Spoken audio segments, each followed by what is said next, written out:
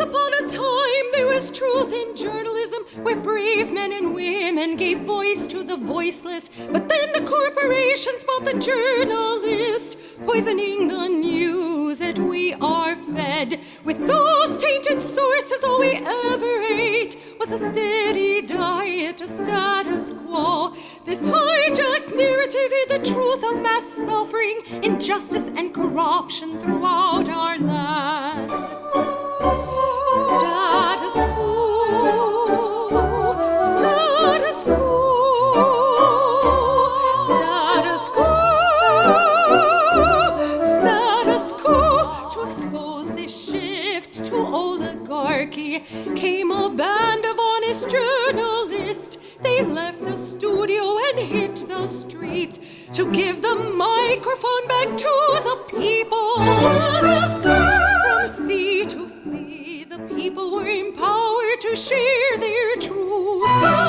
Their voices no longer stifled, reclaimed their power. Join the media revolution now. Hey there, Jordan Sheridan live on, what is today? Friday, January 3rd, 2020. Woo! What a day. What a day. What a start to the new year. What a start to the new decade. And the new decade seems to be very similar to the last one. And the one before that. And the one before that. So unless you're living under a rock, obviously we have carried out a strike that essentially assassinated... people have a different description for the man, but by everything I've read and seen, Iran's version of Nancy Pelosi or the Joint Chiefs of Staff. So Soleimani in Iran, who was beloved by people in Iran, people in Iraq, and elsewhere, not all people, by many people, was essentially the number two to the Ayatollah Khomeini, and it's essentially would be the equivalent of Iran killing our Secretary of State, or command Joint Chiefs of Staff, whatever they call that. Obviously, the road to this has been the bricks have been being laid for a long time. You obviously had President Trump bringing in Iran regime change, war with Iran, lunatic John Bolton. Then you had Trump sending very quietly, didn't get a lot of media attention, but in May of 2019, he sent 1,500 troops to the Middle East to fight Iran. Then in June, he sent an additional 1,000 troops to the Middle East to fight Iran. Then you had the embassy attack in Iraq, the U.S. embassy attack in Iraq, which, again, they don't provide any evidence, but the media just reports, well, Iran was behind the embassy attack in Iraq, and now you have Trump. And frankly, whether it's Trump, whether it's the warmongers like Pompeo around him, who knows who is really making the decisions in this White House? Because obviously we know Trump is spending just as much time tweeting and going off about impeachment. But to tell you the truth, I don't think it's hyperbolic or dramatic whatsoever to say this could lead to a war that makes Iraq, which killed at this point 1 million people. When you talk about the people that have died as a result of Iraq in the Middle East, the American soldiers that died, the wounded, the people killing themselves, veterans, all the people that died because of Iraq, war with Iran could make Iraq, I don't want to say look like child's play, but look like nothing. Look like nothing. So we got a big audience here. There's a lot to get to. Of course, this happens when I break a story, and Status Coup broke a story about Pete Buttigieg. First story we broke about Pete a few weeks ago, we break it the same night Trump gets impeached. We break a story on Pete last night, it happens when the United States starts a war with Iran. Can't get a break on getting some traction. So we have that to go over. We also have Marcus Ely. Let me show you the new animation we have for our campaign reporting.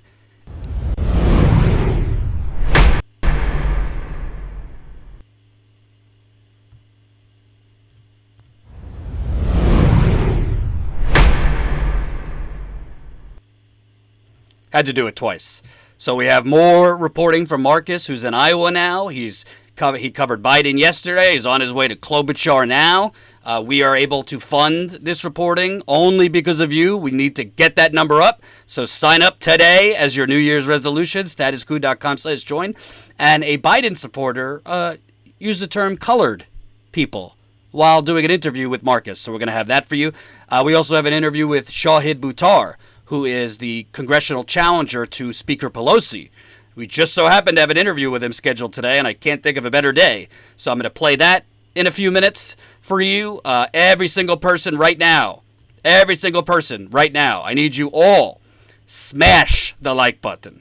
Press that like button. The more people that press the like button, the more people that will see this live stream. We're not asking for likes for giggles. We really need, the more people that press like, YouTube's algorithm then elevates the live stream and puts it into more people's feeds that don't currently see it. So definitely press that like button. The more people, the better. Also, join us, our text list. We're at 450 people on the text list. We got to get that up. Everybody, if you haven't, all you got to do, text 474747 and then enter Coup, C-O-U-P. It's very, very important because I can't tell you how many messages we keep getting now from people who aren't getting notifications. They're not getting notifications when we're live from YouTube, but then they come in and say, hey, I just got the text. YouTube didn't notify me. Well, those viewers would not have been able to watch and get informed because YouTube's suppressing the channel. So you're probably not getting notifications every time we're live either. So definitely press that, enter 474747 and then type Coup, C-O-U-P. It'll automatically get you on our text list. No money involved. Follow us at Status Coup. We're live on Periscope. Follow us on Twitch. That's twitch.tv/Status Coup. And join our email list, statuscoup.com. You can enter your email there. So, since Trump's disastrous, it's not leading us down the road of war. What he just did was declare war. We just launched a war against Iran. Can you imagine if Iran assassinated Nancy Pelosi or the chairman of the Joint Chiefs of Staff? We would be at war. So Trump, what he did, him and his warmongers, they have declared war on Iran. And since that, less than 24 hours later, we are now sending 3,500 additional troops to the Middle East. President Donald Trump is sending 3,500 more troops to the Middle East, according to multiple reports. This News reports earlier this week, citing unnamed defense sources, said a deployment of roughly 4,000 was being readied. So 3,500. This is on top. I said it at the beginning of this. This is on top of the 2,500 he sent last year. He sent 1,500 in May and 1,000 in June. It barely got any media attention. So the candidate who, when I was on the campaign trail, oh, this is a super chat, so thank you for getting us started. First super chat of the new decade to PJ Coin, if I could get it right. 20, is that euros or pounds? I always get it wrong. I'm going with 20 euros in the super chat. Happy New Year, Jordan and team, and good luck in the new year. By the way, keep those super chats coming. Status Coup will be in the field tomorrow. I will be covering a protest against war with Iran tomorrow here in New York City. So keep the super chats coming. We're on the ground. Marcus is in the field in Iowa. I'm going to be going to cover this protest tomorrow. I just got back from South Bend, Indiana. We don't have any large-scale funding. We don't have any big dollar funding. Our funding is you. So super chats are welcome, as well as sign up, statuscoup.com/join. Become a member for as low as a cup of coffee. $5 a month can get you a membership and great bonus content members get. So 3,500 troops on top of 1,500. So he's already sent nearly 5,000 troops. How is that for let's stop the never-ending wars, this candidate said. I was there. I covered him. Michigan, Pennsylvania, Wisconsin, Ohio. His woters ate it up. They ate up the isolationist message. They like stopping the never-ending wars. They like, why are we involved in spending all this money when my roads are falling apart, when I can't afford to send my kids to college? It's partly, the media makes it seem like it's something else. It's part of the reason that, yes, there are some Trump supporters that like Tulsi Gabbard because of that message which Trump fed them. So on top of being a phony populist economically, he was a phony isolationist. He was a phony America First. He's not America First. He's the captain of the military-industrial complex, clearly. Ryan, thank you, $4.99 in the super chat. Bernie crushed it in the fourth quarter fundraising. Feel the burn. Bernie would end these escalations in the Middle East. I'm going to get to Bernie's fundraising, too. I wanted to start with this, obviously. But thank you for the super chat. So, Ayatollah Khomeini, in response, says about Soleimani's death, a harsh retaliation is waiting for America. A harsh retaliation. His departure to God does not end his path or his mission, Khomeini said about Soleimani, but a forceful revenge awaits the criminals who have his blood and the blood of the martyrs last night on their hands. So, yeah, all the warmongers are at it again today. They're all on cable news saying this was warranted. There's intelligence that Iran was about to strike. There was specific intelligence about a specific attack. CNN, MSNBC, the New York Times, the Washington Post. Can you provide that intelligence?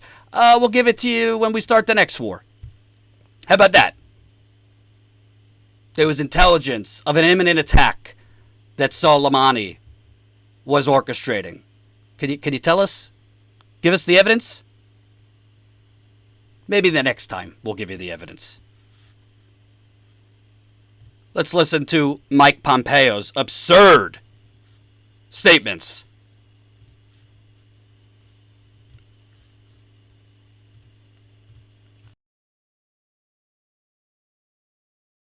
He was bad outcomes for the Iraqi people. He was cutting money. He was driving bad outcomes for the Iraqi people. He was causing many Muslims in the region to be killed. I saw last night there was dancing in the streets in parts of Iraq. We have every expectation that people not only in Iraq but in Iran will view the American action last night as giving them freedom to have the opportunity for success and prosperity for their nations. And while the political leadership may not want that, the people in these nations will demand it. We'll see.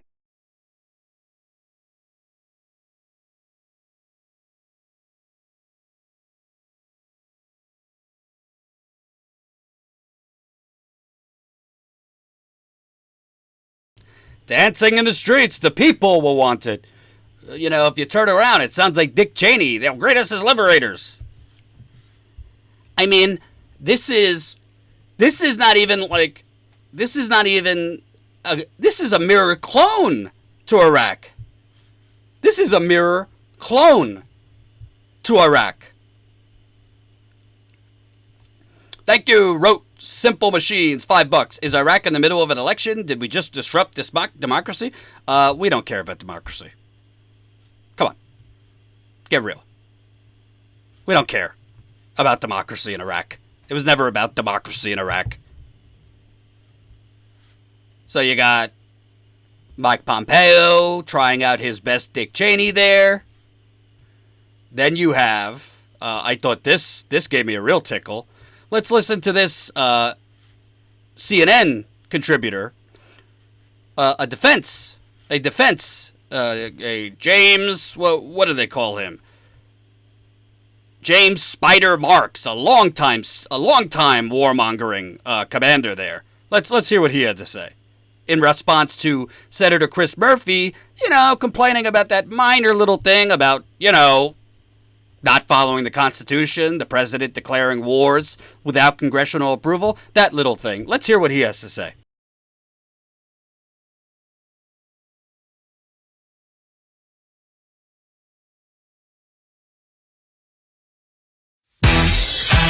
Round 3. Everything's a mystery ingredient. You guys are going to be switching.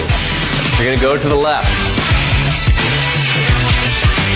I think this was my favorite drink because it redefined a cocktail for me. There are thousands of Americans serving overseas, and therefore thousands of Americans here at home who are concerned about those Americans. So General Marks, officials in France say that today we wake up to a more dangerous world. Democratic Senator Chris Murphy asked the question, did America just assassinate, without congressional authorization, the second most powerful person in Iran, knowingly setting off a potential massive regional war? So is America safer without Soleimani this morning, or a more dangerous world because of his assassination in this way? Well, first of all, let me congratulate Jim in terms of how he laid out very agnostically, the concern that we should have vis-a-vis what just occurred. It really is about our capabilities, and it's about Iran's capabilities. What I would say to Senator Murphy is, why don't you just be quiet? Look, when has Iran ever demonstrated self-restraint? I mean, that's the question I have. So is the world more dangerous today? Maybe it's more dangerous, but when has it not been dangerous? When have we not been a target of a regime like exists in Tehran? I mean, it happens as a matter of routine.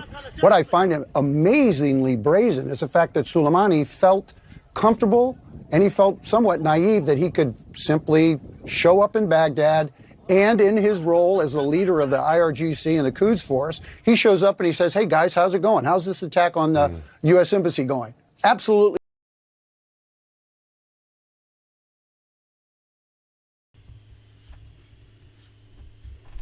So here you have a warmonger, James Spider Marks, that's what they call him, telling a United States Senator, Chris Murphy, who came out saying Congress has to authorize the president assassinating the equivalent, Iran's equivalent of the Secretary of State.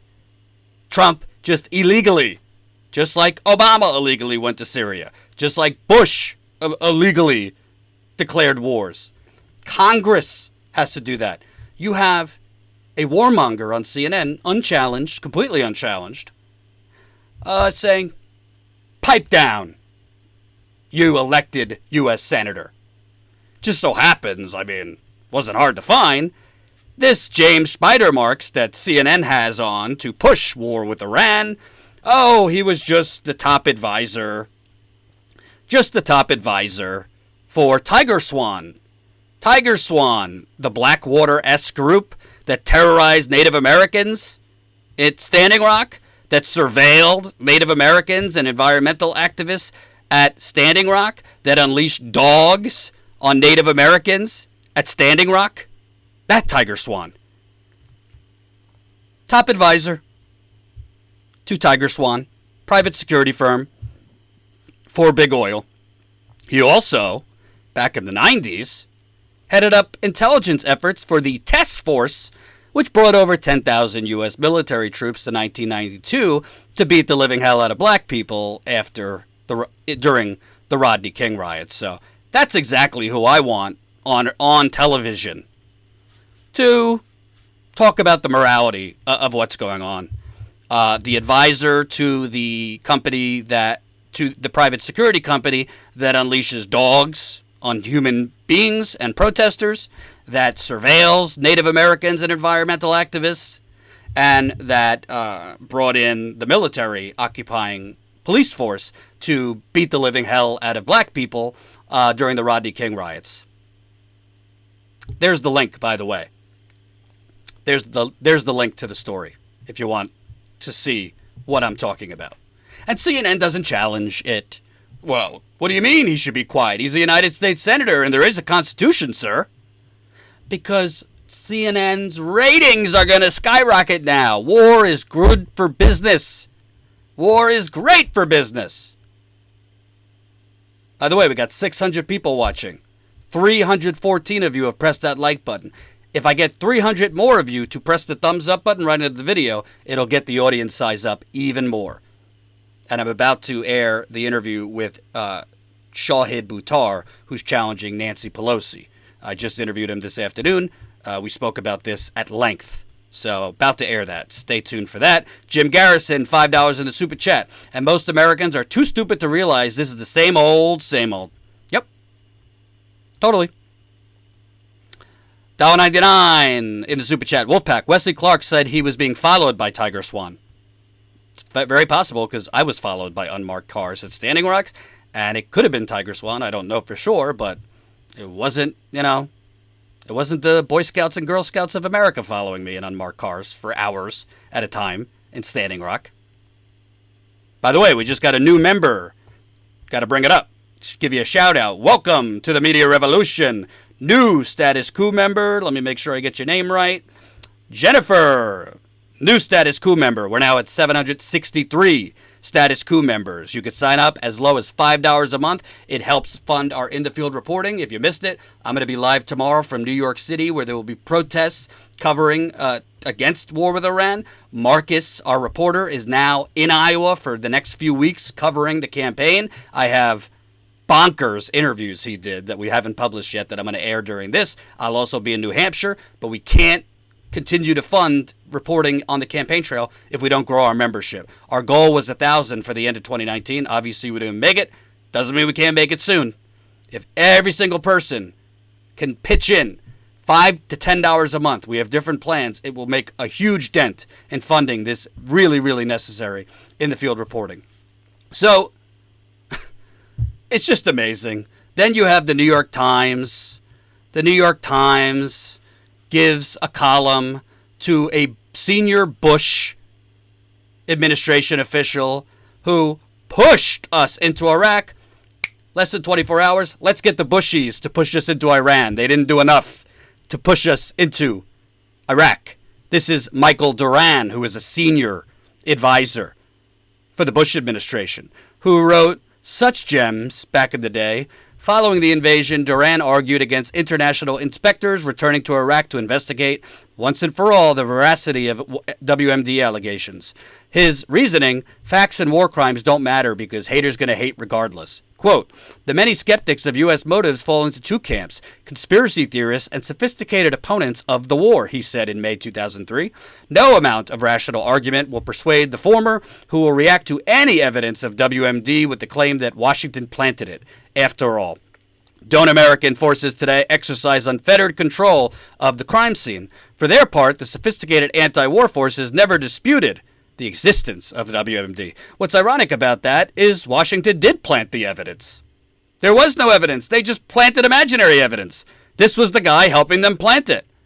Duran concluded, quote, the first order of business for the United States must therefore be to demonstrate forcefully that challenges to its authority in the region will be defeated, adding that thwarting Saddam's ambitions and continuing to root out bin Laden's henchmen and associates, moreover, will do more than take care of immediate menaces. It will also serve to sober up onlookers with oppositionist ambitions of their own, making them recalculate the odds of defying a power that has demonstrated its intention to remain a permanent and dynamic regional player.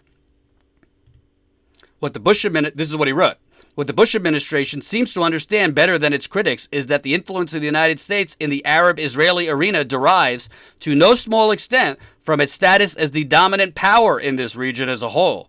And this status, in turn, hinges on maintaining an unassailable American predominance in the Persian Gulf. Defeating Saddam would offer the United States a golden opportunity to show the Arab and Muslim worlds that Arab aspirations are best achieved by working in cooperation with Washington. And if American road to a calmer situation in Palestine does in fact exist, it runs through Baghdad.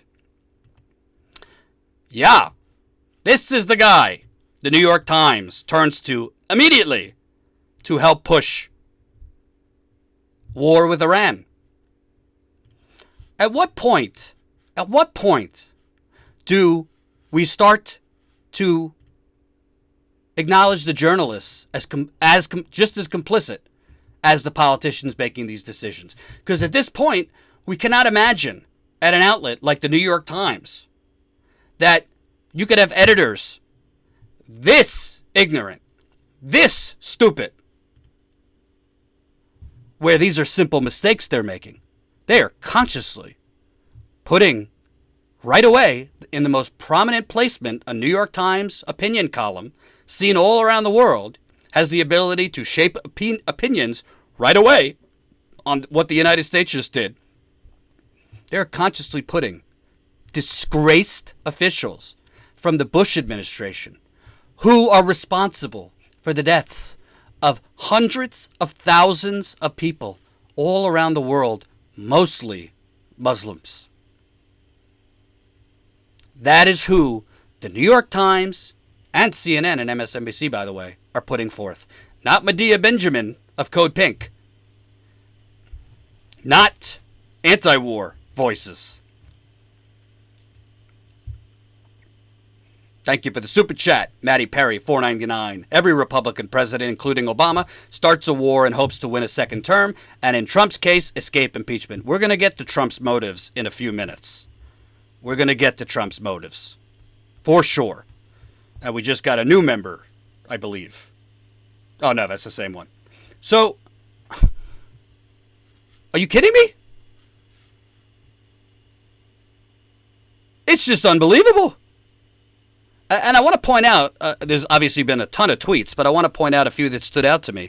This is from Rania Khalek, independent journalist. She does some stuff for the Gray Zone and elsewhere. Number one bad guy, according to America. There are millions of people in Iraq, Iran, Lebanon, Syria who see him as a hero.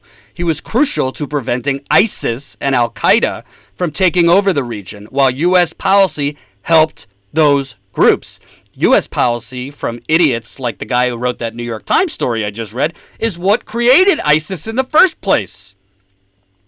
This black-white narrative is propagandistic, Rania wrote.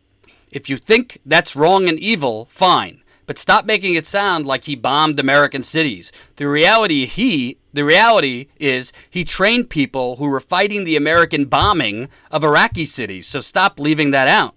I couldn't say it better myself. And, the oligarchy, maybe YouTube, which likes to censor anti-war voices, I'm sure this live stream has already been demonetized, will say, well, that's anti-American.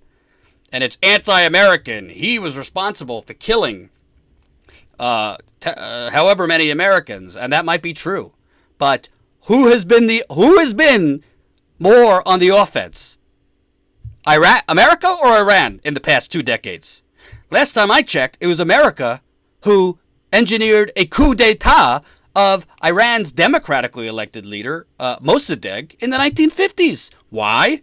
Because he would not give us the oil, just like Maduro would not give up the oil. He wanted to further nationalize Iran's oil, their oil. So we just overthrew that leader, which then led to unprecedented instability. Obviously, the Iranian Revolution in I believe 1979, and then hundreds of millions of dollars of propaganda fed to you by the corporate media and politicians in Washington, Democrats and Republicans, by the way. I'm not saying Iran is, the leaders of Iran are just dandy and peaceful. I'm not saying they are not responsible for some terrorist actions. Then it's not all rainbows and sunshine. Iran is not completely innocent. But if you want to talk about who has been the aggressor, Iran has not bombed American cities, just like Saddam Hussein did not bomb or take out the World Trade Center. They have not provided any evidence that Iran was behind the embassy attack in Iraq. But you don't need evidence, because the corporate media is just a stenographer for these politicians. They just feed to you what you want to hear, what the politicians tell them to say. And they are now just saying, well, the Trump administration and Mike Pompeo says there was, actionable evidence of an imminent attack on a precise location that Soleimani was responsible for. Yeah, let us see it. But they never let us see it. Just like more and more whistleblowers are coming out now saying, oh, this report about a chemical gas attack in Syria, in Doma, in 2018, there's no evidence for that either. Scientists and technical experts have come out and said there's no evidence of enhanced chemical levels in the buildings that they said Assad's people released the gas. OPCW whistleblowers that work at the OPCW are coming out saying reports were changed, information was suppressed or forced out.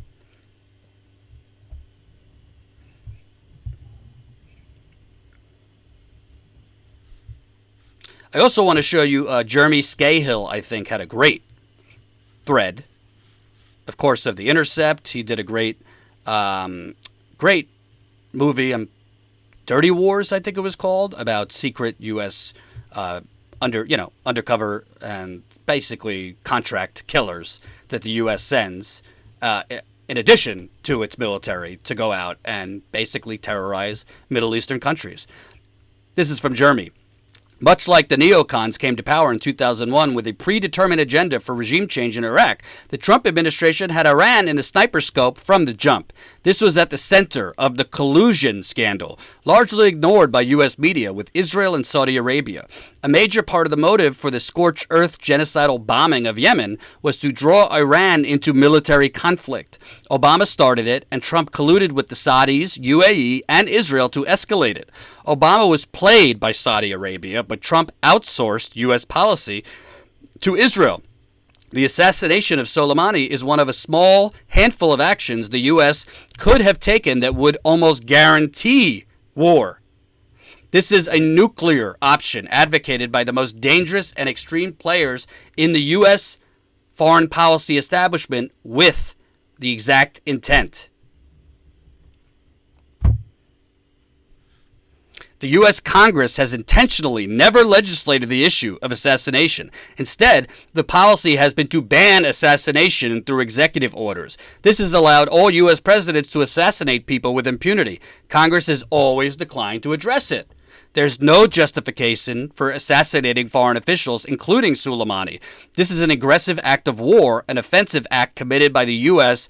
on the sovereign territory of a third country, consistent with more than half a century of U.S. aggression versus Iran and Iraq.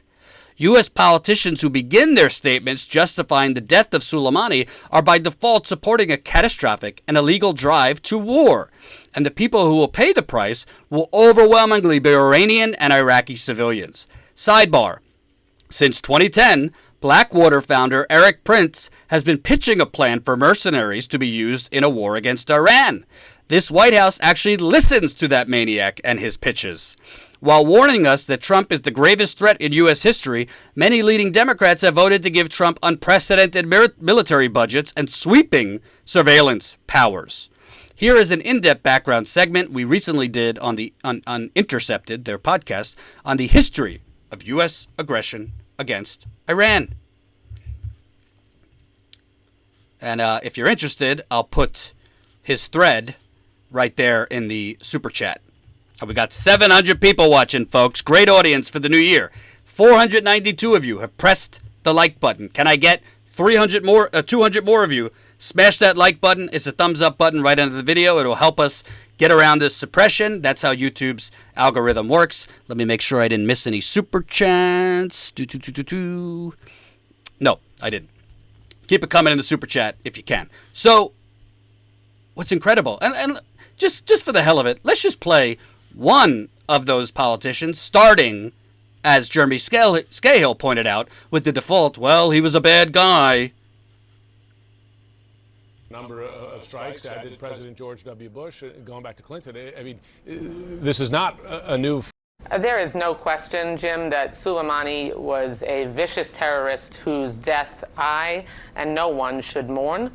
But this is an administration, Donald Trump, really with his national security policy, appears to shoot first and then possibly the vital questions that lead up to action are asked later.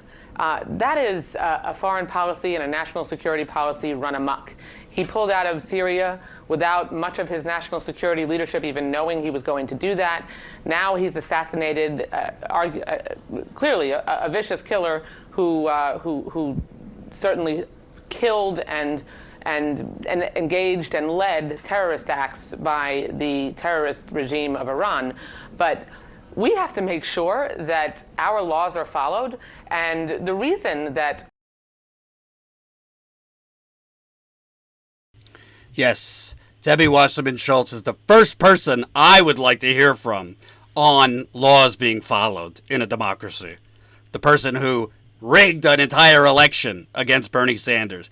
A person who has been pushing for basically us to overthrow a democratically elected leader in Venezuela. Listen, is Soleimani a good guy? No. But if the new definition is to take out brutal dictators, is to take out terrible dictators around the world, then what are we doing? Why haven't we taken out Crown Prince Mohammed bin Salman, who, in addition to a culture in Syria which violates its women, in addition to that, is committing genocide in Yemen that we are supporting? If the standard is, well, bin Salman is a dictator, brutal, has been responsible for the deaths of tens of thousands of innocents, we need to then drone the palace in Saudi Arabia. But what's the difference here? Saudi Arabia is good for our business interests. Saudi Arabia helps the money keep flowing, baby. Saudi Arabia is helping, by the way, our energy independence, our fossil fuel companies. While Iran, they've never played ball. That's why they want regime change. Trump came out with a statement today. We're not doing this for regime chase. We're not doing this for regime change. Oh, yeah? What are you doing it for? Because Trump and Mike Pompeo and, when he was there, John Bolton, are so interested and so worried about the people of Iran's safety and freedom. It's the same, humanitarian concern we had when we toppled a dictator in the 1950s, Mossadegh. Look it up. It's the same generosity and humanitarian spirit we have to free the people of Venezuela from Maduro's dictating terrible grasp. Oh, by the way, our sanctions have killed 40,000 people in Venezuela, but we're so worried. Teresa Aland, $7 in the super chat. Thank you. Before I get to the interview with Shahid Buttar, about to play that, things are backwards when Geraldo Rivera is the lone voice of sanity. When Geraldo Rivera on Fox News, no less, is the lone voice of sanity, excuse my French, we're fucked. Demonetized. Swear jar. If Geraldo Rivera is our only hope for sanity, then woo. Let's take a look. But this isn't about his resume of blood and death. It is about what was next. We stopped the next attack. It was preemptive. That's what I think you're missing. According to the Secretary of State. And so we should allow the next attack? By what credible source can you predict what the next Iranian move would be? The Secretary of State and American intelligence provided that material. Yeah, they've been excellent. They've been excellent. The U.S. Intelligence has been excellent since 2003 when we invaded Iraq, disrupted the entire region for no real reason.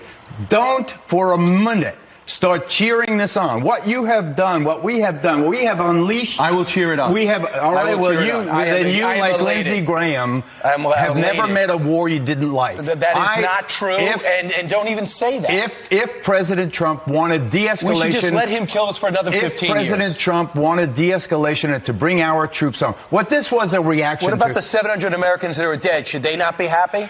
Because of him? What about the tens of thousands of Iraqis who have died since 2003? You have to start seeing things. What the hell are we doing in Baghdad in the first place? So why are we there? Why aren't these forces blaming home? President Bush for the maniacal I am blaming President Bush. I am blaming President Bush in 2003 for those fake weapons of mass destruction that never existed and the con job that drove us into that war. Geraldo, I think there's a disagreement here at the desk on all of. Now, don't confuse what I'm about to say with, giving credit to Fox News.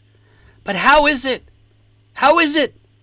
in a country, if you want to call it a country, of course I call it the United Corporations of America, how is it that the most fierce opposition to this that I have seen, aside from independent media, which obviously is speaking like that, how is it that in the pages of the New York Times, which I read today, pages of the Washington Post, I read some of it, pages of the Associated Press, CNN, MSNBC, Geraldo Rivera on Fox News was pretty much the lone anti-war voice, calling this what it is, war and insane. Thank you for the super chat, Mr. Methuselah, $25, just because I love the work you do. Thank you, thank you, thank you. We're about to show you more of that work, so keep it coming. Everybody's funding really makes a big difference. And again, we just got a new member. We're at 763 members. If even half of the audience now signs up at $5 a month, we have different membership plans. That's how we're going to fund our reporting.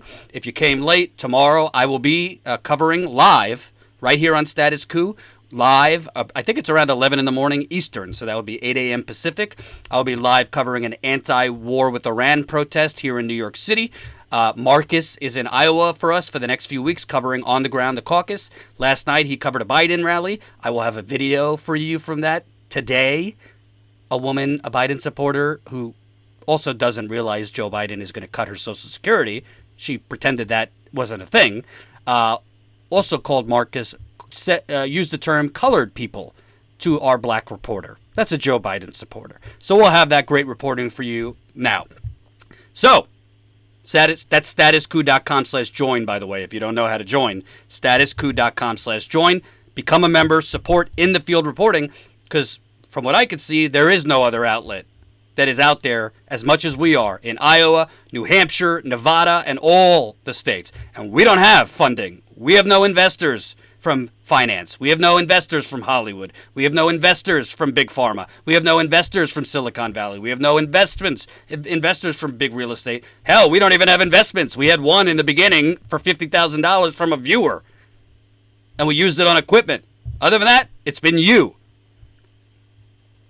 So, without further ado, if you don't know, Nancy Pelosi has a primary challenger, the primary in California's 8th District, because Nancy Pelosi obviously isn't just the Speaker of the House. She is California's Congresswoman from the 8th District, San Francisco area. Shahid Buttar, constitutional attorney, longtime community activist, strong progressive voice, happens to be Muslim as also. I already had an interview scheduled with him today, so it worked out. Here is my interview. We addressed this at length, Trump's actions, as well as how the Democratic Party and Nancy Pelosi are complicit. Here is my interview with Shahid. We'll talk a little bit about it on the way on after.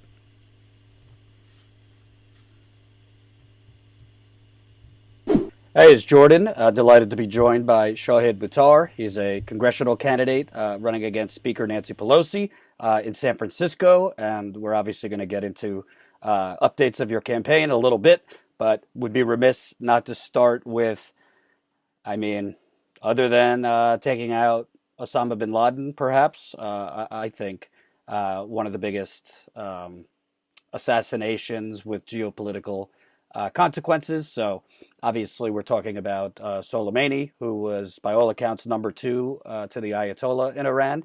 Um, I'll just go straight to you. You've been tweeting about it as far as Speaker Pelosi, your opponents, kind of complicity with this, as well as kind of this is, to me, very pretty much a redux to what we're seeing in the 2000s. I'm already seeing similar media condonement and rationalization for this. What are your initial thoughts of the Trump administration taking out, by all accounts, it would to the equivalent of maybe one of our top commanders or even a top official like a Secretary of State? Yeah, this was a reckless act, effectively of war, and it invites needless escalation that will put hundreds of thousands, if not millions of lives at risk at a time when we cannot afford it, at a time when we cannot justify it, at a time when we're poorly poised to project force across the region, and at a time, frankly, when we need to be retreating from the process and the project of neo-imperial interventions to secure access to oil resources. That's been the story of American foreign policy for the last 50 years. And it is racing our species like lemmings off a climate cliff. That's at a strategic level. At a tactical level, to assassinate a foreign leader, especially one who has been, a lot of this particular person, the one who was targeted, Soleimani's work in the past, have been fighting ISIS. There is a complex array of interests in the region. And, this is one of the few places where I'll ever quote Joe Biden. What Trump did today was basically throw a stick of dynamite into a tinderbox. And it's incredibly irresponsible.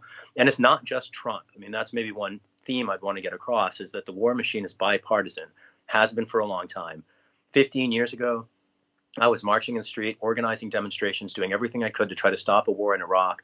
I remained active after the invasion, and the anti-war movement that we saw then, we need very much to be active now. There's a march that I think is going to be coordinated across the country this Saturday, in which I'm looking forward to participate. And I wish that our elected leaders in Congress would abide their oaths of office and do their jobs. The first responsibility of Congress is to check and balance the executive branch. Nowhere was this more important for the founders than preventing a president from initiating wars. For lots of reasons. It wastes the nation's treasury. It costs lives. There is an incentive for the president always to do it because it contrives domestic support.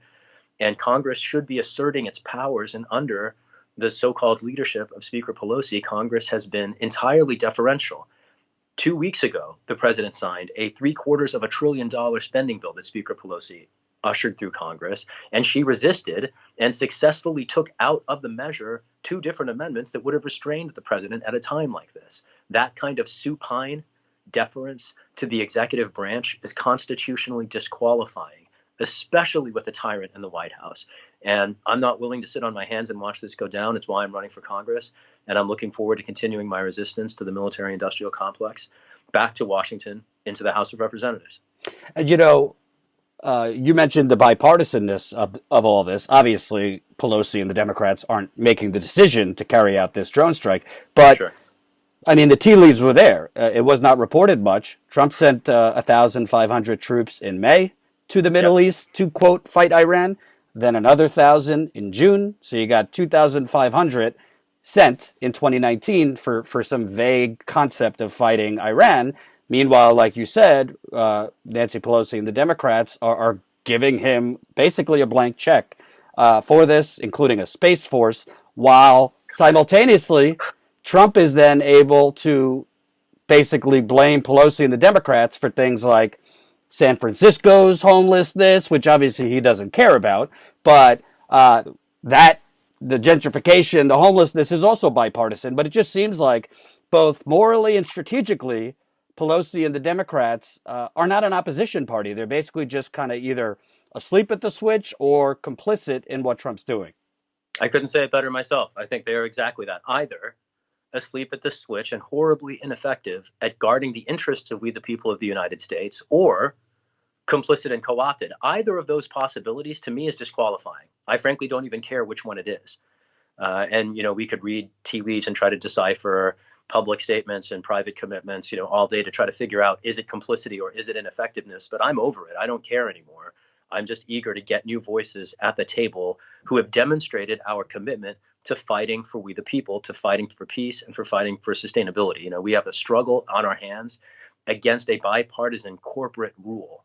And it is the bipartisan aspect of corporate rule that makes it so insidious. In some respects, yes, there are divisions between the parties. They're pretty obvious at a time like this. But when it comes to war and militarism, when it comes to fossil fuel extraction and these underlying commitments that pose grave risks to the future, we have effectively one party, and it's a corporate party. And it's the corporate party that put Trump in office. It's the corporate party that continues to enable him. And as long as we look to the corporate Democratic Party for so-called resistance, we will continue to find what is ultimately more assistance. And that is unfortunately the story of Speaker Pelosi's tenure in office. She's been claiming credit for an impeachment process that she was late to show up for, that she effectively undermined at the outset by limiting artificially to excuse the president's worst crimes against the republic. And frankly, she continues to silence whistleblowers and keep members of Congress in the dark about executive secrets. These are all examples of serving executive secrecy, of serving the executive branch as the leader of the branch that's supposed to be independent, charged with the constitutional responsibility of checking and balancing the executive branch. Nowhere, again, is that more important than in war powers. Congress exclusively has the power to declare war, and this president is dragging us headlong into one using resources that Congress, under Speaker Pelosi's leadership, handed him. It was basically giving him a blank check and a loaded gun. And that's an incredible act of irresponsibility, given everything we know about this criminal, tacky, tyrannical president. And one last question on this before we get to domestic issues. Sure. What's interesting to me is you see the kind of same talking points out from Pelosi, W. Wasserman Schultz, other Democratic leaders on the constitutional point. For those that don't know, you're a constitutional expert, a constitutional attorney, correct? Yeah. Yeah. So you know your Constitution, and it's just rank hypocrisy because I didn't hear Nancy Pelosi saying a word when President Obama was without any constitutional authority going into Syria. How about us? There's no constitutional approval for us to be basically aiding Saudi Arabia to commit genocide in Yemen. So if Pelosi remains Speaker, if she remains a Congresswoman, let's say President Joe Biden, do we really think President Joe Biden is then going to Congress for even, what they consider small-scale attacks or drone activities like this? Or humanitarian interventions, I'm sure they'll call one. Yeah, no, of course not. The military-industrial complex is bipartisan. Joe Biden is one of its principal proponents. So is Speaker Pelosi. And, when they talk about the constitutional prerogatives of Congress to make war, they are right in their statements. The problem, of course, is they don't stand by those statements at any opportunity. Every time there's a vote in Congress to empower the executive branch, instead of remembering the statements that they make today when it's convenient, they do the convenient thing at the time, which is go along to get along, sign the bill, empower the executive branch, don't take the heat, don't stand up for principles. Who cares? This is applicable in the context of torture, immigration, surveillance, detention, war making. I could make this case in 10 different ways about how trade, pay-go rules, they're concentration camps. This is the story of Speaker Pelosi's tenureship, unfortunately, is enabling and empowering our criminal president while claiming publicly to resist him. And this is a time, especially when we are on the brink of a war that we can't afford, that we can't justify, that will place millions of lives at risk, destabilize a region. We can't afford that kind of deference. We need leadership, not deference. And unfortunately, the story of her tenure in Congress, not just in the context of war powers, but throughout her tenure, she has generally gone along to get along. And that's a real problem. And that's one thing I intend to fix, at least for our city's elected voice in Washington. So as to your race, the primary is approaching in San Francisco. Obviously, you and I have spoken, and you've spoken elsewhere. Kind of a case study on what happens with gentrification, Silicon Valley. It's interesting because there was a story that just came out about, Mark Zuckerberg. I think his wealth went up 25% in 2019. Other of the largest plutocrats in the country and the Mhm. world. Wealth continued to, in some cases, double. Meanwhile, we're hearing the same things about, the economy is at an old 50-year low, this and that. But if that's the case, why is there such this anti-establishment fervor? And how are you really tapping into that in San Francisco? What's been your kind of momentum since our last conversation, probably 2 or 3 months ago? Yeah, that's right. Thanks for asking. The momentum's amazing. I feel it every day. I can't walk outside anywhere in San Francisco without somebody telling me, so excited about your race, beat Pelosi. And now it's happened more than once before I make it to wherever I'm going. We raised $350,000 for the campaign to this point in the cycle from over 8,500 donors. We're racking up endorsements. And I think you're probing at one of the essential aspects of the race, which is to say the dramatic divergence between the experiences of the 1% and the rest of us. And Speaker Pelosi is a great representative for the 1%. She fights for them relentlessly. And even here in San Francisco, though we do have a remarkable concentration of millionaires and billionaires, we are still a city of working people. And working people understand that we need to have affordable housing. Working people and, frankly, many billionaires understand that healthcare should be a right within the United States. The fact that we allocate healthcare according to what people can pay ensures that we have worse public health outcomes than anywhere in the world, and that we pay more for it. It's not even just the self-interest of we in the 99%. I think many people in the 1% understand that that is a stupid way to allocate healthcare. Similarly, when we look at climate justice and Speaker Pelosi's dramatic abdication of the interests of future generations, her deference to fossil fuel extractions and the military-industrial complex that supports it, she is unfortunately standing on the wrong side of history. And those are among the reasons why I'm very confident about our opportunities to liberate San Francisco's voice in Congress. I'll also say that the ground game emerging around our campaign is inspiring to me. It's diverse, it's massive, it's loving. It's just an incredible community. We opened an office here about 3 weeks ago, or I guess about a month ago now, at the beginning of December. It was the office that previously had been rented by Chesa Boudin, our new district attorney who I supported during his race. And the first day that we had a mobilization at the office, 40 people came and we distributed 10,000 pieces of campaign literature across a dozen precincts across San Francisco in one afternoon. Frankly, I don't think Speaker Pelosi has a chance to retain her seat, especially as long as she continues to empower a criminal, corrupt administration in Washington whose resistance she only displays theatrically and is nowhere to be found when it matters. And I'd like to ask you, because obviously there's been, I don't know, some folks saying about you, well, why are you supporting this impeachment when it's going to help Trump? My view is like impeachment isn't about political strategy. If the president does something impeachable, you just have to hold him accountable, whatever party. I think there's plenty that Trump could have been impeached for before that. That is even worse. But what is your take? Because there are some on the left saying like, Trump's terrible, but you're basically, guaranteeing his reelection by being for impeachment. Yeah, Jimmy Dore had a particularly colorful and indefensible way to put it that I'm looking forward to having a chance to address. He's having me on his show next week, and I'm looking forward to finally having a chance to speak with him. Oh, great. I'll be clear about this. Impeachment is a constitutional imperative, full stop. Anybody who views it through a political lens, I think, is frankly participating in the sullying of the process, and it shouldn't be political. It has to be constitutional, the motivations for it. But I want to press on that notion. First, it's not a legal process.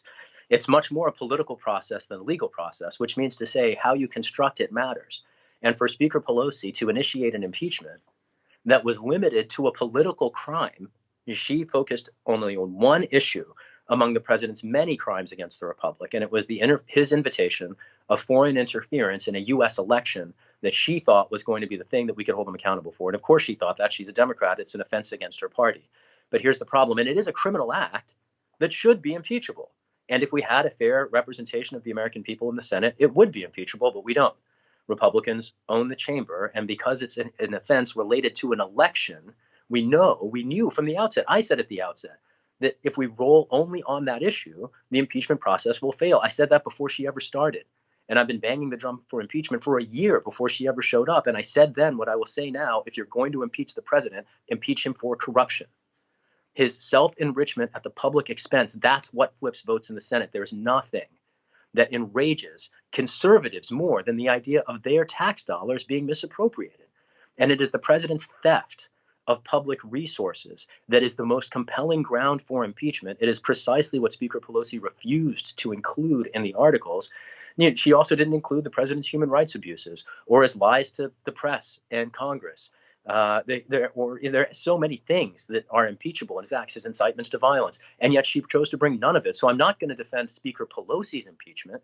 In fact, I would say the fact that impeachment is helping Trump is part of the reason why we need to replace the elected representative in California's 12th congressional district, because we can't have leadership of Congress that is that ineffective or alternatively complicit in the executive branch's self-aggrandizement at a time of this sort of constitutional crisis. That's why I'm in this race. That is literally what keeps me up at night, the demise of our republic, not at the hands of a tyrant, but of a supposed opposition that paves his road. And that's why I'm here. And I think that's why I'm going to win the race. I think a lot of Americans share that alarm. I think they recognize that controlled opposition is as much a problem as kleptocracy. And at the end of the day, whether it's trying to stop the next war, whether it's making sure we can all get to a doctor, whether it's keeping people in their houses, we need resistance to corporate rule, and we need a visionary alternative that puts people first. And that's what I'm here for. That's what I've fought for 20 years. And I think that's why the people of San Francisco are going to make me our next elected representative in Washington. When is the primary? How can people get involved and support you? Right on. Our primary is on March 3rd. You can find us online at shahidforchange.us or on any of the major social media platforms at Shahid for Change. Volunteer with us, contribute to the campaign, shout us out online, connect us to your friends. We're looking forward to continuing the movement to liberate the United States from our supported leaders. And I'm looking forward to joining the squad next year. All right. Thank you so much on this important day, and we'll definitely keep in touch. Thanks, Jordan. Take care. Hope you enjoyed that last video. Hop on over to statuscoup.com where you can sign up for our email list and become a member for as low as $5 to $10 a month. Membership is how we grow. That's statuscoup.com/join. And remember, join our email list so we can grow the revolution with you.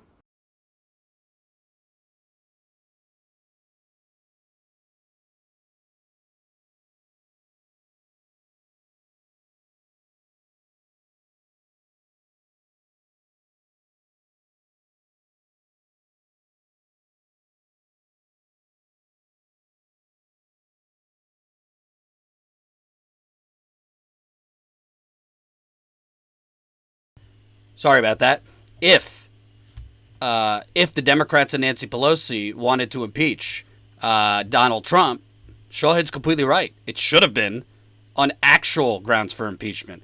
The emoluments clause, money laundering through Saudi Arabia and Russia before he became president.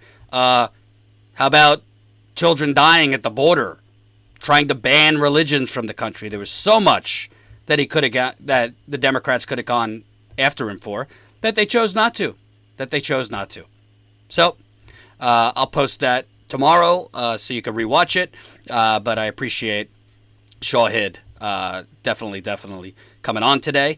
I want to also, obviously it's been a heavy day with Trump possibly launching a war, but wanted to show you some of our reporting in the field. This is why we're asking for your support to fund this. It's not cheap.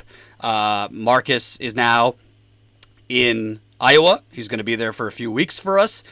He's already covered Biden. As I'm live now, he's at an Amy Klobuchar rally. So we are, let me show you if you missed it. We are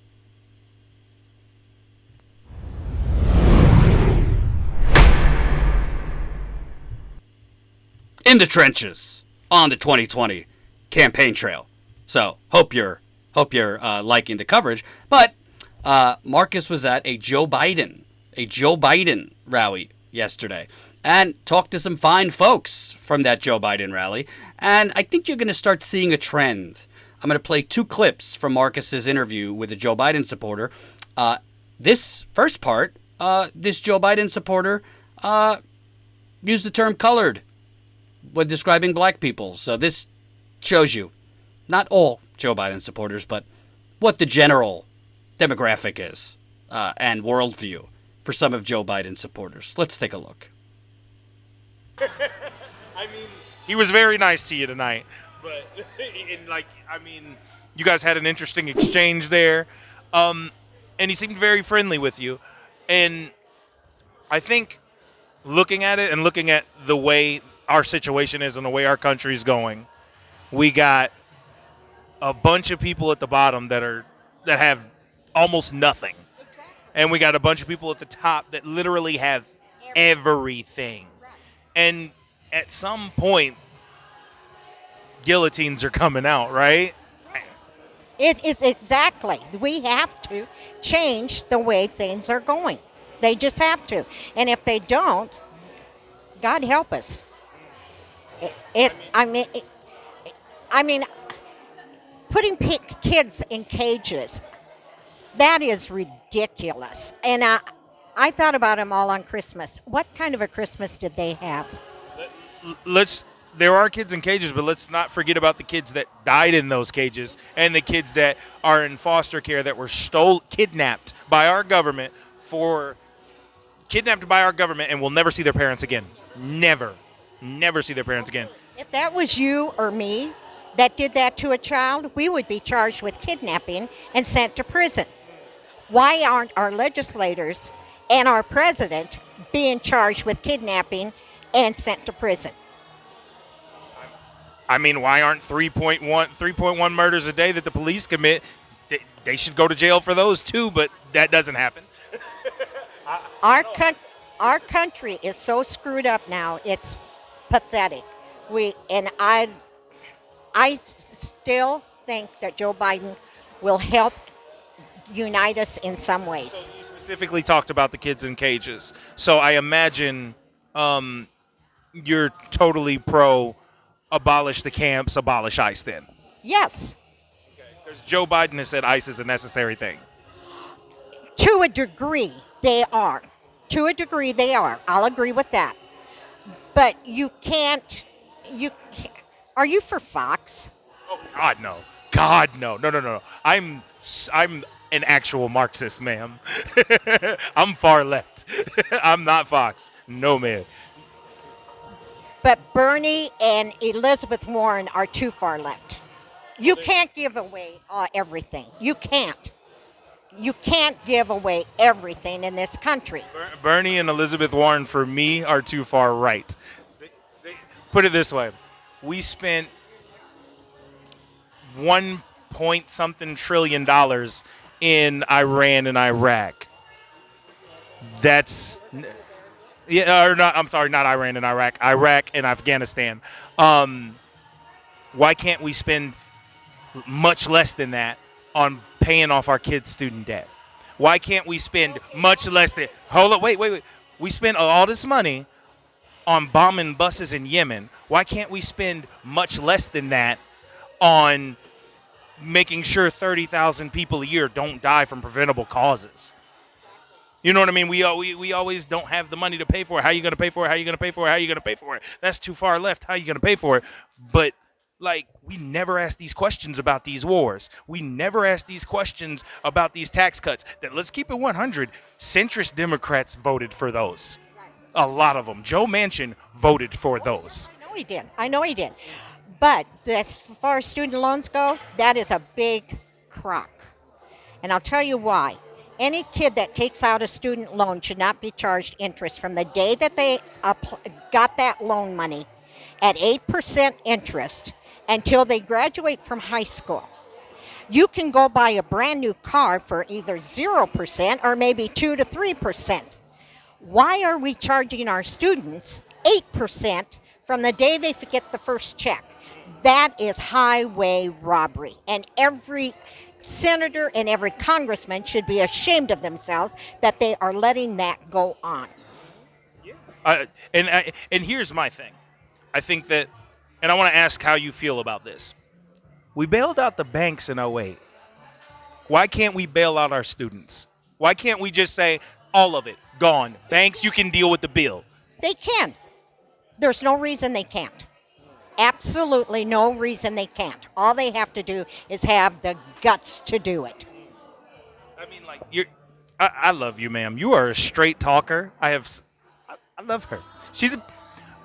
I'm going to be honest, though. There are some people that are going to jump in my comments and be like, she needs to be a Bernie supporter. Somebody get on the phone with her. And I'm not going to be that guy. I'm just a journalist. But I'm going to tell you, I know those comments are coming.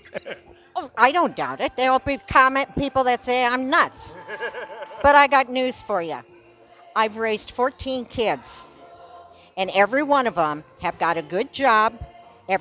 All 12 of the 14 have got 4 years of college. Some have their masters. We have one that is a lawyer, one that is a banker, and I am very proud of every one of them. And I have nothing to hang my head about. And I still believe in doing to others as you would have others doing to you. And if they can't take that and run with it, God help you. Well, I'm gonna let you go after this, but I want to pose this question to you, because you're talking about you're proud of all your kids and they went through college and this, that, and other, and none of them been to jail. And how do you think any of that has to do with maybe the privilege of being white and in Iowa? No, because they worked their way, and they worked from the time they were 12 years old. Well, no, I'm not saying that they didn't work hard. I'm saying that you don't think that they didn't start with any baseline privilege being white in Iowa. No, because we were dirt poor people, and people shun even the white poor. That isn't just the colored, it's the white poor. The colored? Okay, now, I don't know how to say this because I love you guys. I really do, and I'm not being derogatory. I worked with a guy that I really wanted to date one of my daughters. He was a fabulous guy. And I still, to this day, think the world of him. I have 2 nieces that are bio, and I love them. They are smart girls and beautiful girls. So I don't know what is the proper way to say it. I really don't. But I respect you guys. But I am just saying that my kids were looked upon the same way that you are. Yeah, I understand what you're saying. What you're talking about is classism. It's a little different, a lot different than racism. Classism is, there's a lot of conversations to be had there. It's, you know what I mean? Like, and I'm not going to sit here and say poor white people don't get looked down upon by rich white people. That happens. Classism is a thing, period. But it's way different. I realize that. I mean, my kids don't have to run from the cops like a lot of you kids do. Hope you enjoyed that last video. Hop on over to statuscoup.com where you can sign up for our email list and become a member for as low as $5 to $10 a month. Membership is how we grow. That's statuscoup.com/join. And remember, join our email list so we can grow the revolution with you. Woo! Boy. So that's one of Marcus's interviews in Iowa. Like I said, we have another one with another part of his interview with this woman that I'm about to play. Marcus is at a Klobuchar rally right now. And listen, I'm just going to take you behind the scenes. I'm going to take you behind the scenes, tell you how it's going. So, obviously, Marcus is, I think he's got a lot of raw talent, and he's newer to this. So, part of my job is to mentor him. So, Marcus was also trained, he went to journalism school, so you're kind of trained to, like, not push back that hard, and, you're supposed to be neutral. So, I think we're working on him to respectfully challenge a little bit more. So you're starting to see that. He's also, by nature, very diplomatic.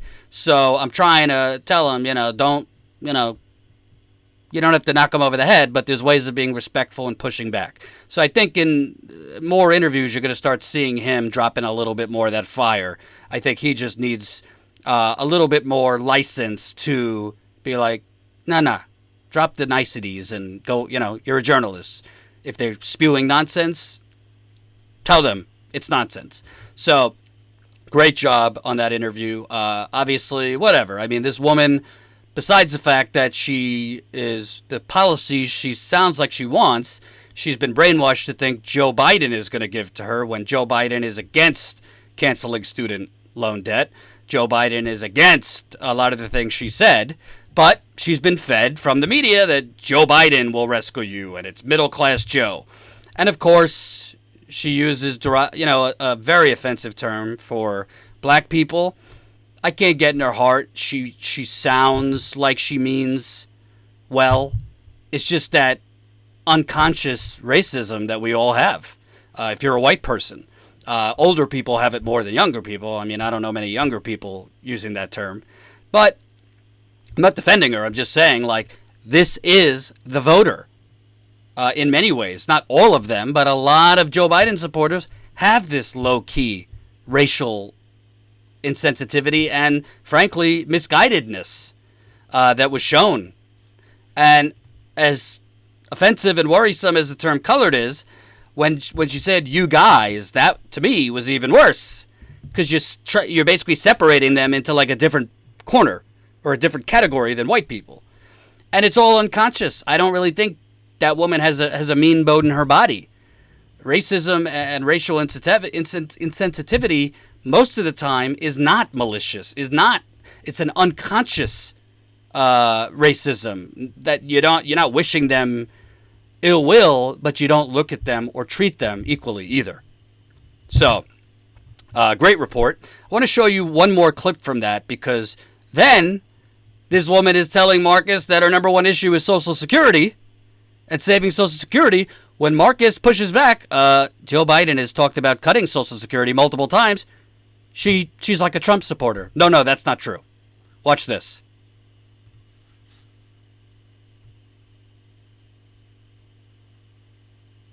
I'm here with Judy, who is a true blue Joe Biden supporter, I hear. All the way. All the way.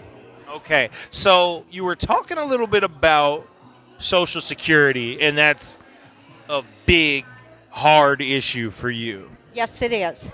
For the last 5 years, I have gotten my Social Security notice that I was getting a raise, and the only thing that got raised was my Medicare payment. I have not had a raise on the actual money that I get in the last 5 years. It's all gone to Medicare payment. Okay. So can you talk a little bit about what that's like to live on that little bit amount of Social Security? I mean, I imagine all the kids you have 14 children and 30-something grandkids, you said. 7 grandkids. 27 grandkids. And I imagine you got a little support from your kids if necessary. But can you talk a little bit about what it's like trying to make ends meet with that little bitty check? Well, the price of gas goes up, your Medicare goes up, or your price of your insurance or supplemental insurance goes up. In this coming year, between my husband and I, we're going to be paying right at, between our supplemental and our drug coverage, right at $695 a month. And then you got your groceries, everything goes up, and you can't live on what you're getting paid 5 years ago.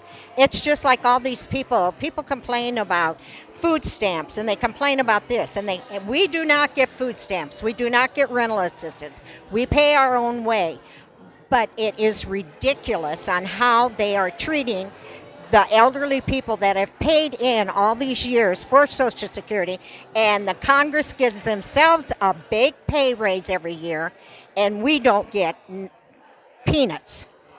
And that's what upsets me. Yeah, definitely so. Not that I'm not upset about other things. I mean, education. I've got 6 kids that are involved in education. I've got, and the education department is going kaplooey anymore. The teachers aren't paid enough. What they have to put up with in the schools is ridiculous. They need more psychiatrists. They need more, just all kinds of help. The schools are falling apart because they don't get enough money to fix the schools. Supplies.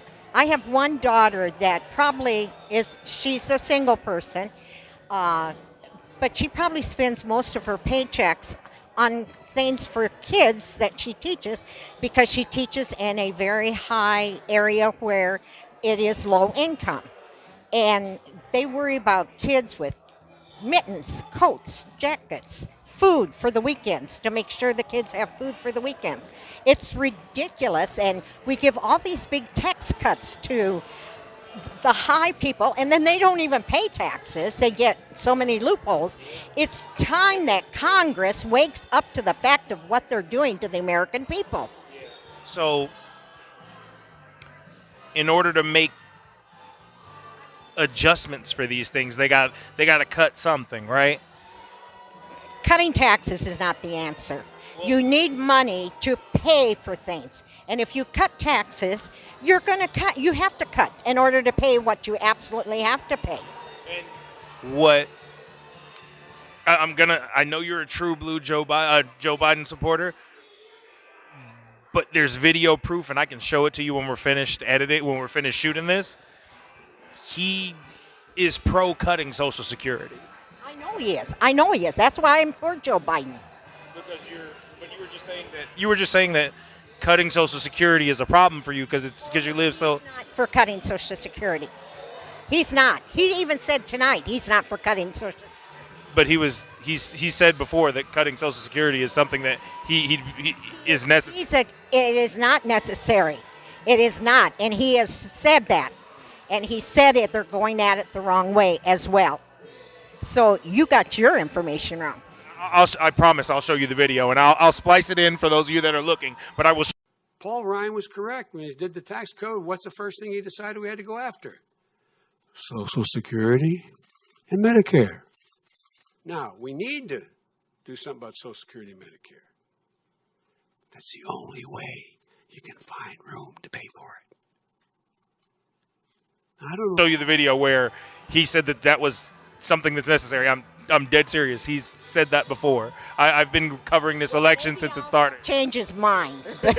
Hope you enjoyed that last video. Hop on over to statuscoup.com where you can sign up for our email list and become a member for as low as $5 to $10 a month.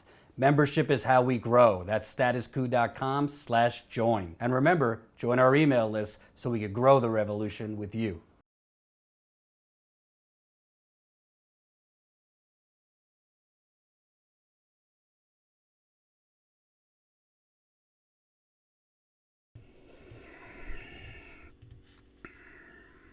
I just don't know anymore. So, this is the most dangerous kind of voter. The older voter who has been brainwashed because the media doesn't do its job and because people like Joe Biden just gaslight voters, basically making them feel that they're going to protect voters like that woman's bread and table issues like Social Security when the video's out there. Marcus only played one clip. Joe Biden, I mean, you want to see Joe Biden and so on cutting Social Security?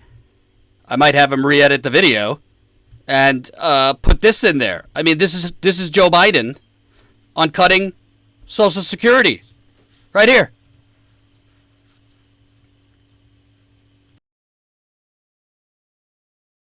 Well, when I argued that we should freeze federal spending, I meant Social Security as well.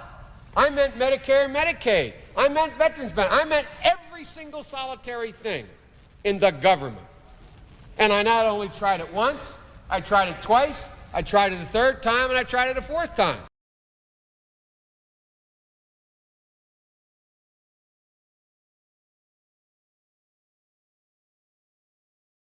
Well,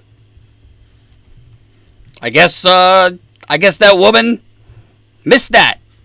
Guess it wasn't on CNN or MSNBC. Guess the New York Times hasn't referenced it. But Joe Biden says he's going to protect Social Security to her, and he's got that union man middle-class charm, so she believes it.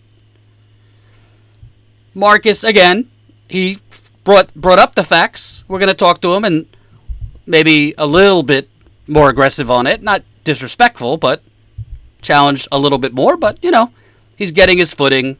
It's not easy being out there. You don't want to offend people. But you have to challenge them. And at least he brought it up.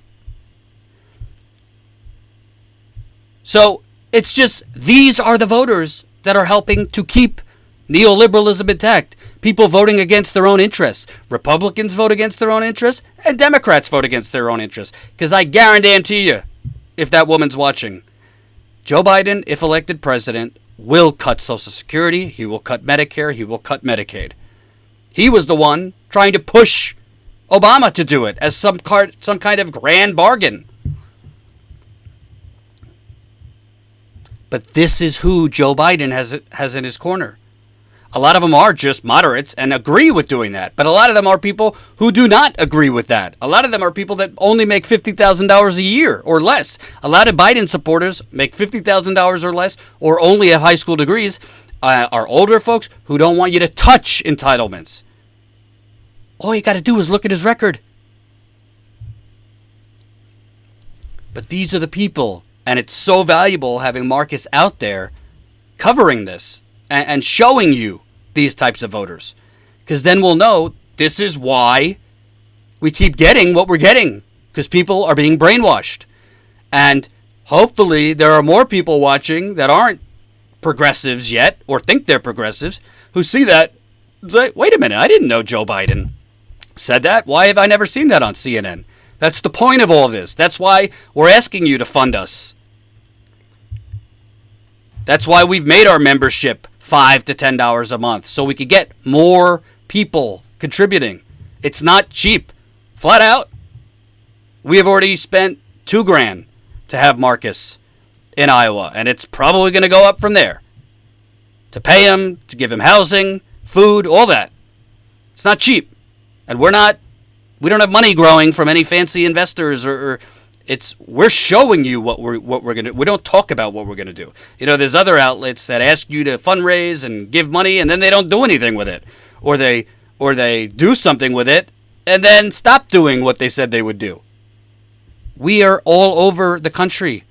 Look at where we've been in a year and a half with only GoFundMe and our growing membership. This is what we've been able to cover, and now we're going to be able to add Iowa to that list. Marcus, by the way, is away from his 3 children for several weeks because we think it's so important to give the microphone back to the people, but to also expose and challenge the perceptions, the false perceptions of a lot of these Biden people and Klobuchar people and Warren people. And if we go to a Bernie rally and there's stuff that's said that's not true, Bernie people too.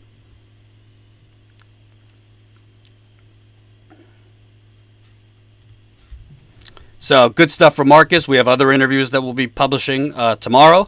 So definitely stay tuned to the channel. If you came late, I'm going to be live around 11 o'clock Eastern. That is 11 a.m. Eastern tomorrow, 8 a.m. Pacific. There is a protest in New York City. There's going to be protests in D.C. and other parts of the country against war with Iran. So we will be there live tomorrow. We'll also be posting Marcus's content. So we got a lot of in-the-field reporting for you. Definitely tune in. Tomorrow morning, 11 a.m. Eastern, 8 a.m. Pacific. I don't know if the protest starts right at 11 a.m., but we'll be live around 11 a.m. Eastern. That's 8 a.m. Pacific. Spread the word. People could tune in here. I don't know if any other independent media are going to be live from there. I will cover, obviously Bernie had a huge fundraising, $34 million Bernie Sanders raised. So I want to end with that. What happened to we can't unilaterally disarm? I'm going to show you a clip from when I interviewed Barney Frank back in the day at the Young Turks. It was my first day on the job at the Young Turks. I don't think I challenged him enough, but, I was just learning where the bathroom was, so forgive me. Listen to what Barney Frank said back then in 2000. This was in 2015 about money in politics.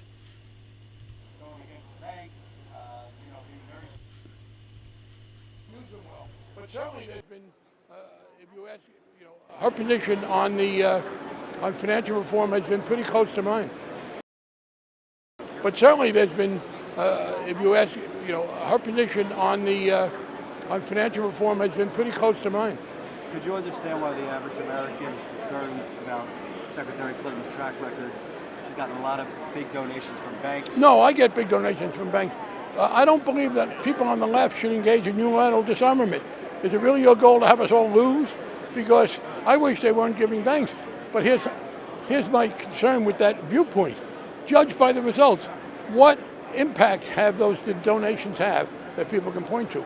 But yeah, not only did I take a lot of donations from financial institutions, I was chairman of the committee where I was passing the Volcker Rule and Consumer Bureau.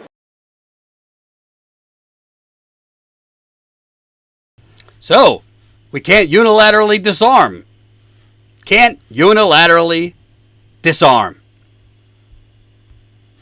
Well, Bernie Sanders has unilaterally disarmed when it comes to huge money. And he just raised $34 million. $34 million in 3 months. 300,000 new donors. You know, the corporate media, they've been saying their main knock against Bernie. Well, he's great at his base and he has a loyal following among his base, but he can't expand that base. Well, what would you call 300,000 new donors? 300,000 new donors Bernie Sanders got. And by the way, I think it's not being said enough. When they say Biden raised 22 million, when they say Buttigieg raised 24 million, they're not taking into account most of the money they're raising is big dollars. Look at this. Biden. They say, well, online, the average donation for Joe Biden is $23, but the overall contribution is $41. Well, does the campaign say what was the breakdown? How many donations came online? So, how much small dollar support are you getting? Because online is generally smaller dollars. No, they don't tell you how many online donations he got. They just say the average online contribution was $23, and the overall contribution is $41. Well, I don't know how many of those donations are maxed out donations. We don't know. How many of those donations came from the financial industry? We don't know yet. $41 average donation, I wouldn't classify that as small dollar. Most people don't have $40 a pop. I mean, it's not huge, but it's certainly larger. You know, Bernie in 2016 was $27. In the last quarter, it's still $18. $18. So, it's a little interesting math, Joe Biden's campaign. Pete Buttigieg, $24 million. Same thing. We have no idea how much of this is online, small dollar donations, versus money from wine caves. So, the fact that Bernie Sanders is raising $34 million from smaller dollars is apples and oranges compared to, on paper, big performance by Biden and Buttigieg. Warren raised $21 million, I think. So, also, Warren's was small dollar. I don't have the average donation in front of me. Let me get it.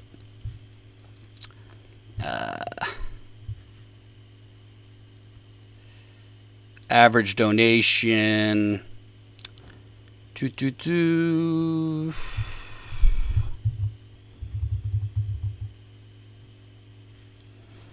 Average. $23. So, good numbers. You know, I'm not Elizabeth Warren's biggest fan, but $22 million, nothing to sneeze at. $21 million, nothing to sneeze at. It's definitely down from her performance the quarter before, which I think was $25 million. So it's down, but $21 million raised from an average at $23 a time, that is small dollar, whether you like Warren or not. And what that shows you, particularly Bernie, let's look at this for a second.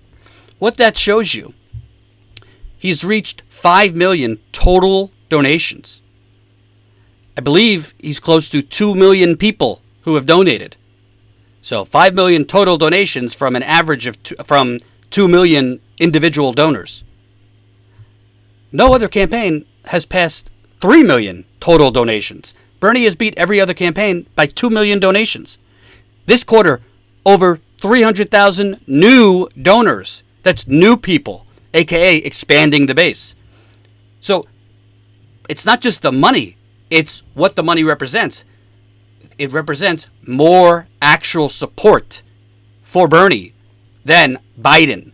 Biden might have more money coming in from wealthy people, but as far as I know, wealthy people are only able to vote once, unless there's an underground voting system. There's a lot more working people than rich people in wine caves. So the fact that Bernie is raising $34 million right before Iowa, to me, also shows with that 300,000 number. Obviously, there's no way to prove it 100%.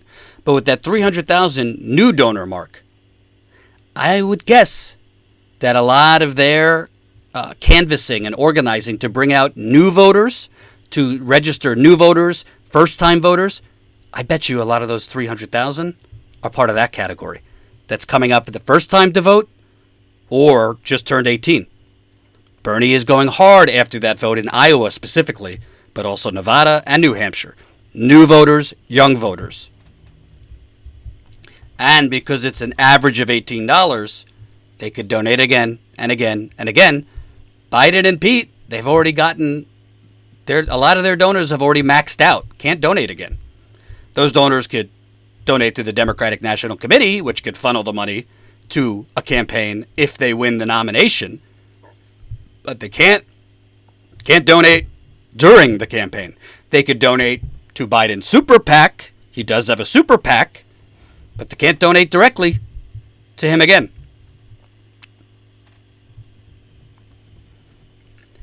If Joe Biden raised $34 million, the media would be calling on all the other candidates to drop out and allow him to set up for his strongest, set up his war chest for a general election against Trump.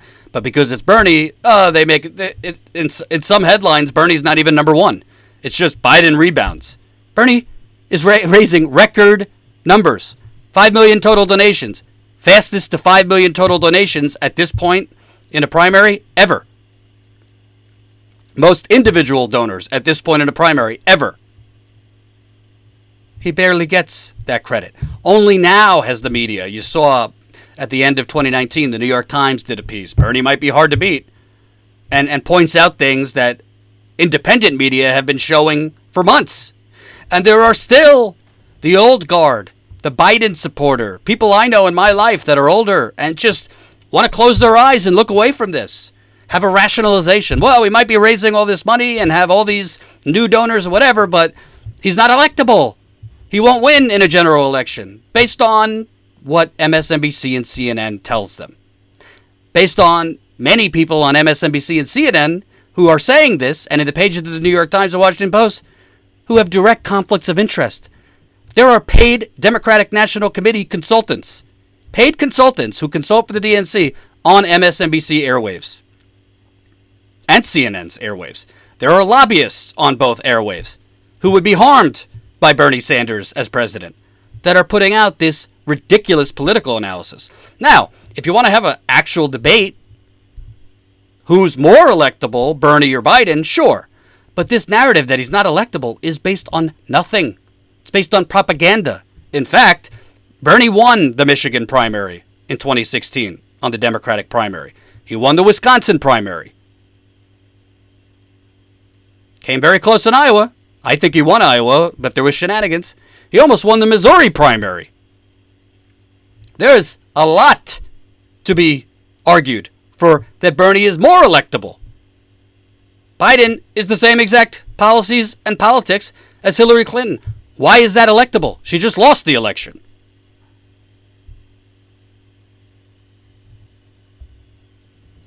But make no mistake about it, and Marcus will be able to report it because he's in Iowa and will see the commercials.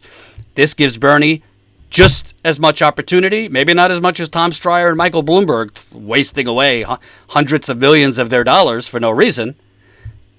This gives Bernie a great opportunity to be on the air in Iowa, to be on the ground more in Iowa, because they're not just spending it on advertising, they're spending it on more organizing and canvassing. So he's getting hot at the right time. So that's all I got today. As a reminder, I will be live tomorrow morning in New York City. We'll be live around 11 in the morning Eastern Time, 8 a.m. Pacific, to cover the protests here in New York City against the war in Iran. We will also have more reporting from Marcus. We got a few signups today for membership. There's the link. You could become a Status Coup member for as low as $5 a month. This is all we need from you. For those that could afford larger memberships, we have $10 a month, we have $20 a month, and $179 annually. Unless you want to leave the campaign reporting to CNN. If you don't want to fund real reporting that could actually expose these people, that could actually get the truth out there, that can actually wake more people up, because it's not only progressives who watch this. There are neoliberals who stumble on our videos too. I've heard from them. I guarantee you, this kind of reporting, challenging the false understandings and misconceptions of a lot of these neoliberal voters for Biden, Klobuchar, Buttigieg, whatever, it makes a difference. We're not here to get Bernie Sanders elected. I'm not a political campaign. We are here to give voice to those without a voice in corporate media. We are here to expose the facts, which happen to be on Bernie Sanders' sides. Also, if you don't know, I'm going to say it one more time, there is a way to beat YouTube's suppression. Join our text alert system. It costs you nothing. All you got to do, get your phone, text 474747, 474747, and enter COUP. You'll get a response that you're on our text system. We're at 450 now. We got to get that number up.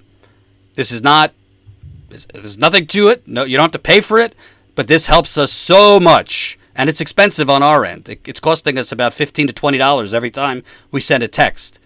But this is the only way I know of to get around YouTube not notifying people when we're live. YouTube is directly harming our business by not notifying people. Even people who have done what YouTube says to do, which is next to the subscribe button, click that bell, and then click all notifications. You want all notifications. Even people who do that are not getting notifications when we're live, or they'll get it a half hour later or the next day. So you could join our text system, and that is a huge way for us to alert you when we're live or when we're going in the field, because I'm starting to see more and more people saying, Jordan, didn't get a notification, but got your text. That's why we're doing it. Thank you, Arlene Chambers, $10 in the super chat. Jordan, this shit is scary. So upset about this looming war. Need Bernie more than ever. I agree. If you missed the beginning, we covered it extensively, and we'll post clips from that as well. Thank you, Arlene. Thank you, everybody, for watching. Remember, we could only grow as far as you take us. Sign up, statuscoup.com/join. We'll be live tomorrow, 11 in the morning Eastern Time, 8 a.m. Pacific, to cover the protest here in New York. There will be other protests around the country. Thank you for watching. Belated Happy New Year. See you tomorrow live.